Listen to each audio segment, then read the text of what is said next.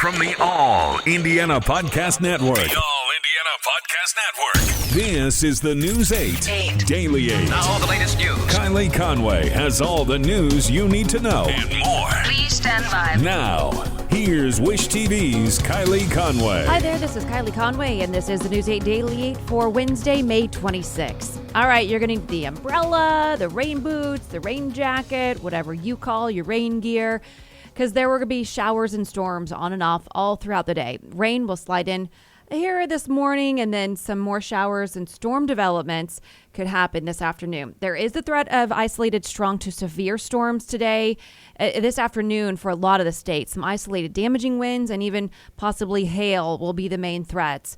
We will get to the low 80s, so not quite as hot as we've seen, but still pretty warm. For the second time in a week, a child is wounded when bullets shot through a home.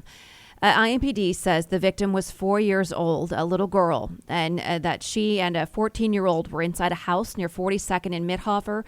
IMPD says that the 4-year-old was shot in the leg and is stable, recovering at Riley Hospital. Police say that the shooting happened just after 1 this morning on East 42nd Street between Post Road and Mithofer. Police say shots were fired into the house. They think from a car passing by, but aren't certain.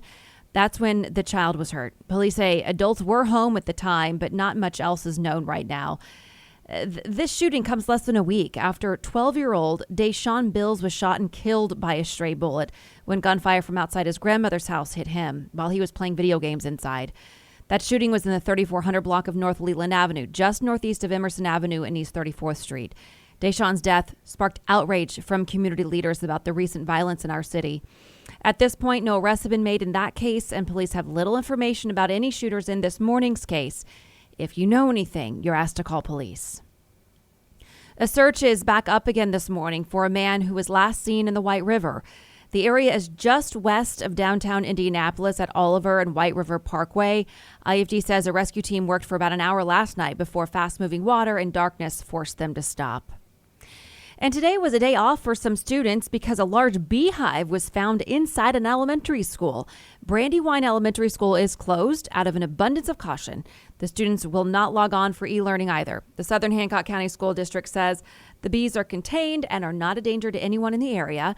All 5 other Southern Hancock County schools will be on a normal schedule today. Prosecutors in New York City have convened a grand jury in the criminal investigation of former President Donald Trump. This indicates the district attorney at least feels he has evidence that a crime has been committed. Whether that results in criminal charges against Trump is another thing. The grand jury could also decide to indict executives at the Trump Organization or the business itself if criminal charges are presented by Manhattan District Attorney Chris Vance. The grand jury is set to sit for 3 days a week for 6 months. They'll likely hear matters beyond just the Trump Organization probe. Formation of the grand jury indicates the DA's team may be nearing the end of its 2-year investigation. Prosecutors are trying to figure out if the Trump Organization misled lenders and insurance companies about the value of properties and paid appropriate taxes.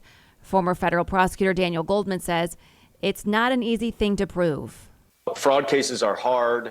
He has what would be perceived as an advice of counsel defense to some of the fraud charges. And he doesn't email. So we know that there isn't going to be a lot of documentary evidence that demonstrates Donald Trump's knowledge of any misrepresentations to insurance companies, to banks, to tax authorities. Goldman says the case hinges on some sort of testimony from someone high up in the Trump Organization, like Chief Financial Officer Alan Weisselberg, who is the latest to be under investigation. Without specifically referencing news of the grand jury convening, the former president said in a statement last night, "This is a continuation of the greatest witch hunt in American history. It began the day I came down the escalator in Trump Tower, and it's never stopped." The Manhattan District Attorney's investigation drew renewed attention earlier this month following news that New York Attorney General Letitia James had joined the probe. Still, it could be 6 months before we know anything about the grand jury's decision. Secretary of State Antony Blinken is in Egypt for the next stop of his Middle Eastern trip. His plane landed in Cairo just before 4:45 this morning. Blinken's visit is part of a diplomatic mission to support a ceasefire between Israel and Hamas. Told you about his trip yesterday. He's set to speak with Egypt's president, foreign minister, and chief spy. During his visit in Israel yesterday, Blinken invited Israel's president to visit the United States. He also promised to provide $360 million to help rebuild Gaza after 11 days of airstrikes. The Secretary of State also plans to visit Jordan today. Majority Leader Chuck Schumer says senators will vote soon on a commission for the January 6th insurrection. Its prospects appear shaky at best. Republican Whip John Thune says the bill in its current form would not get enough GOP support to pass. Two senators often cast as swing votes are working to find middle ground. Republican Susan Collins and Democrat Joe Manchin are leading informal negotiations to tailor the bill to win more Republican support. Holdouts want a guarantee that the panel's staff will be split evenly between two parties. They also want the work wrapped up before a midterm election year. Schumer has said he's open to changing the bill. President Biden and Russian President Vladimir Putin are set to meet face-to-face next month. They both plan to attend a summit in Switzerland June 16th. The White House says the president wants the meeting to restore some stability and predictability between the two nations. The Kremlin says Biden and Putin will focus on the current state of Russian-American relations and how to settle international issues like the coronavirus pandemic. The NTSB is investigating to figure out what caused a Black Hawk helicopter to crash, killing at least one person. The crash happened yesterday afternoon during a training exercise near the Leesburg Airport in Florida. There's large clouds of smoke. It could be seen right after the crash. Leesburg Fire Rescue posted on Facebook that it did recover one body. No survivors have been found. A woman and her husband accused of killing her two children in Idaho will be in court today. A grand jury indicted Lori Vallow and Chad Daybell on a number of charges, including murder and conspiracy. They were first charged in connection with the disappearance of Vallow's children last year. Their remains were later found on Daybell's property. Daybell is also charged with the murder of his ex-wife, as well as insurance fraud. In Italy, 3 people are under arrest after a cable car crash killed 14 people. Authorities say the 3 people arrested admitted that they were involved during questioning. Police say an investigation found a clamp was placed on the car's brake, preventing it from engaging after the cable snapped. Officers say the clamp was put on as part of a temporary fix to prevent service from being interrupted. The United States has reached a new pandemic milestone. According to the CDC's vaccine tracker, 50% of American adults are fully vaccinated against coronavirus. That's more than 131 million people. President Biden has said he would like to see 160 million adults fully vaccinated by the 4th of July. Right now, the CDC is focused on the Memorial Day weekend, sharing this guidance for those who are vaccinated and for those who are not. If you are vaccinated, you are protected, and you can enjoy your Memorial Day.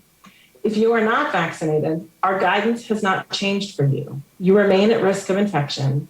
You still need to mask and take other precautions. And if you are not vaccinated, I want to encourage you to take this holiday weekend to give yourself and your family the gift of protection by getting vaccinated. The agency also says more than 4,000 fully vaccinated people required hospitalization after getting infected with COVID-19. These are referred to as breakthrough cases. The majority of these cases were reported in people older than 65. The CDC notes these instances of infection are still rare, accounting for fewer than 1 in 64,000 vaccinated people. Indiana has also crossed a new vaccine milestone. More than 5 million doses have been delivered. Appointments are no longer required at state clinics. The Marion County Health Department and Indianapolis Motor Speedway are teaming up again to host pop-up clinics on Main Street and Speedway. One runs tomorrow from 2 to 7 at Daredevil Brewing Company. The other is Friday from 2 to 5 near Fun Days. The health department says if you get your shot at one of the pop-up clinics, you'll be eligible to win one of 4 helmets signed by all of the drivers in this year's 500. 19 state lawmakers are voicing concern about Indiana University requiring COVID-19 vaccines for all students and staff. The lawmakers sent a letter to Governor Holcomb asking him to stop state schools from issuing mandates like that. The university responded, writing, "If we hope to do this while continuing to avoid large outbreaks, the science is clear that we need a much higher rate of immunity with our IU community. The vaccine is the only way to make sure that happens by the time students return." Students for and against the requirement both say they do want to get back to normal. People are just kind of ready to get back to school, and that's the biggest thing. And I'm about to be a senior, so I'd rather it be normal. At this point, I don't care anymore. I just want to get back to normal. IU officials say they will not require students to have any type of vaccine passport. Maryland announces its first vaccination lottery winner. The Maryland Lottery says a person from Baltimore County won $40,000. Anyone in the state who is fully vaccinated and over the age of 18 is eligible to win. The state plans to do 39 more drawings for $40,000 in prizes.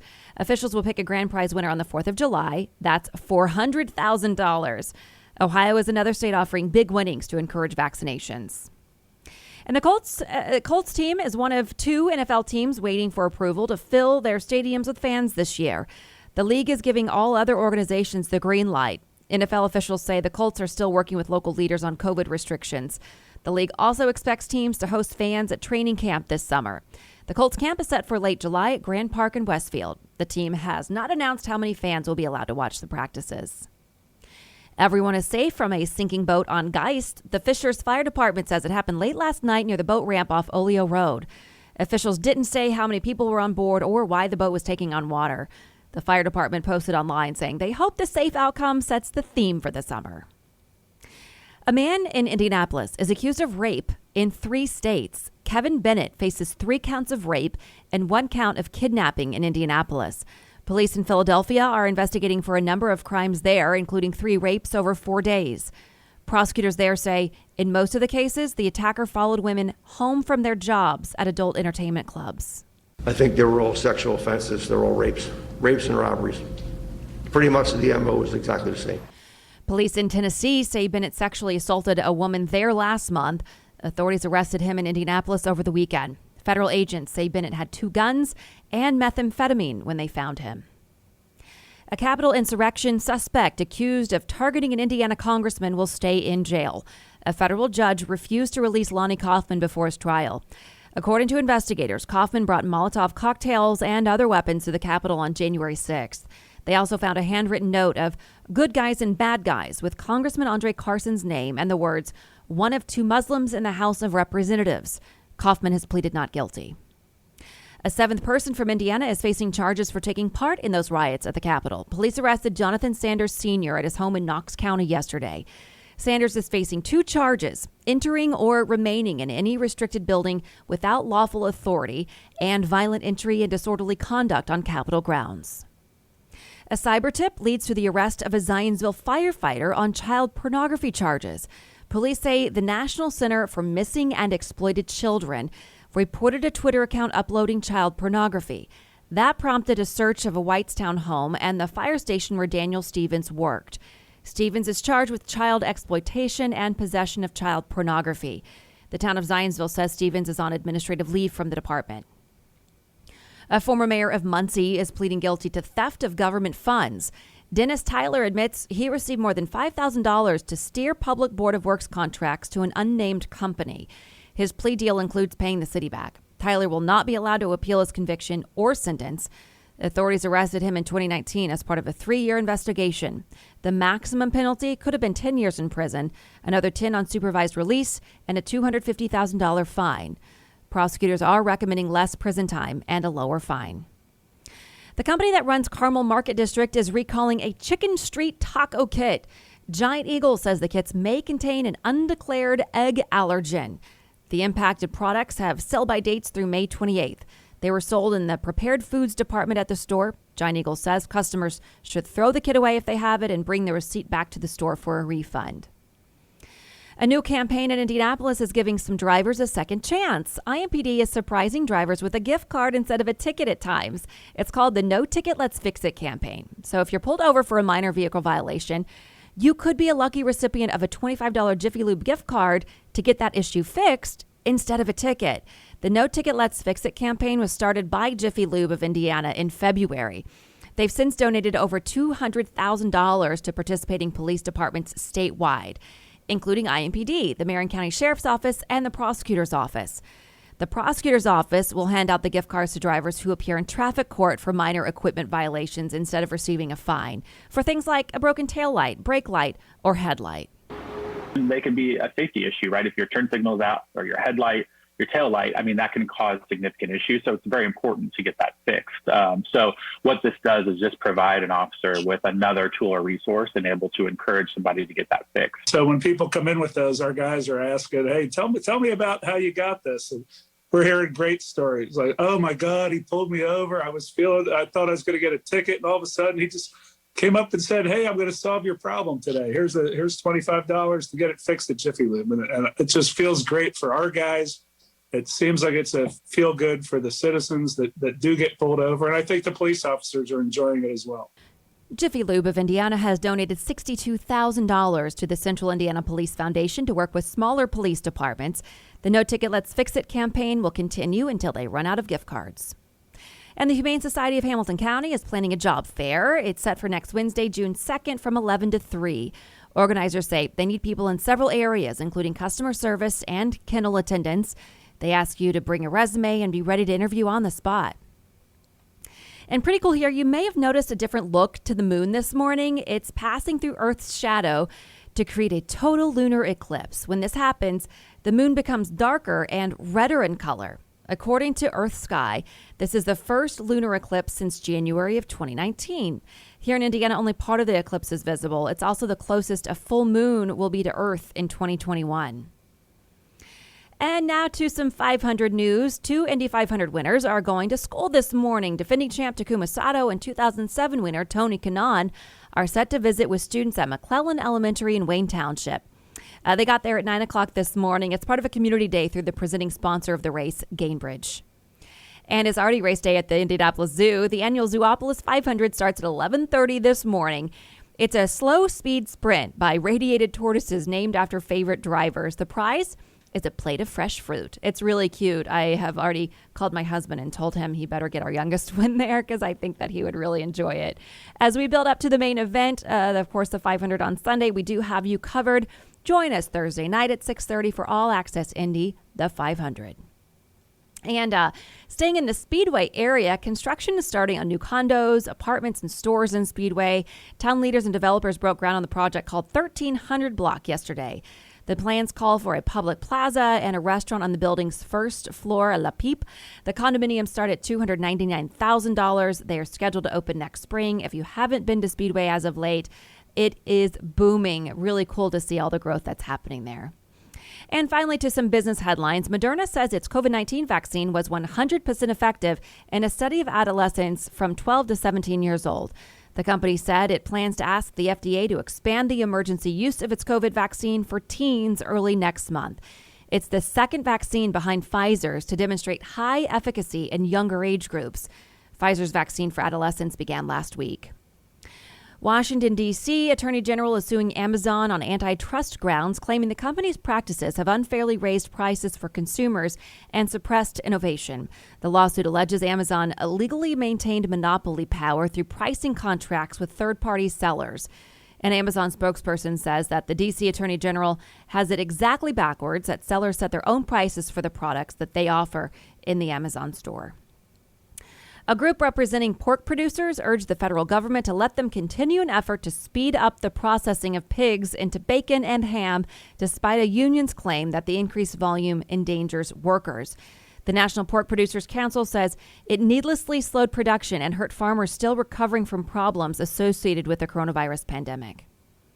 Nordstrom said its first quarter net sales were down 13% relative to the same period a year ago. The retailer reported a wider than expected loss for the period, too. Management said elevated labor and shipping costs, in addition to supply chain constraints in the apparel industry, are creating continued pressure on its business. The Department of Agriculture will begin making loan forgiveness payments to thousands of minority farmers. This will begin in June as part of President Biden's sweeping coronavirus relief plan. About $4 billion of the American Rescue Plan was set aside for Black, Hispanic, and Indigenous farmers to provide legal assistance to farmers of color. The launch comes after Black farmers accused the agency of purposely dragging its feet. This has been your News 8 Daily 8 for Wish TV. I'm Kylie Conway. Online at wishtv.com and follow us on Facebook when you search Wish TV. Check out more podcasts from the All Indiana Podcast Network now at allindianapodcastnetwork.com. allindianapodcastnetwork.com.